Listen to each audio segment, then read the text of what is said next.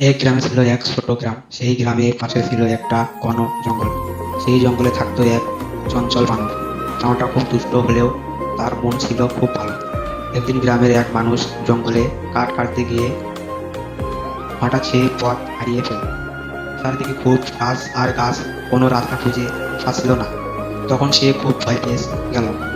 সেই সময় সেই বানরটা গাছের ডাল থেকে সব দেখেছে। সেই মানুষের কষ্ট বুঝতে পারা বানরটা নিচে নেমে মানুষের সামনে এসে ভঙ্গি ভঙ্গি করতে লাগলো, যেন তাকে কোথাও যেতে বলছে। মানুষটা প্রথমে একটু ভয় পেলেও কিন্তু পরে বুঝতে বানরটা তাকে সাহায্য করতে চায়।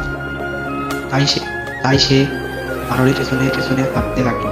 বানরটা গাছ থেকে গাছে লাফিয়ে লাফিয়ে একটা পথ দেখতে লাগলো।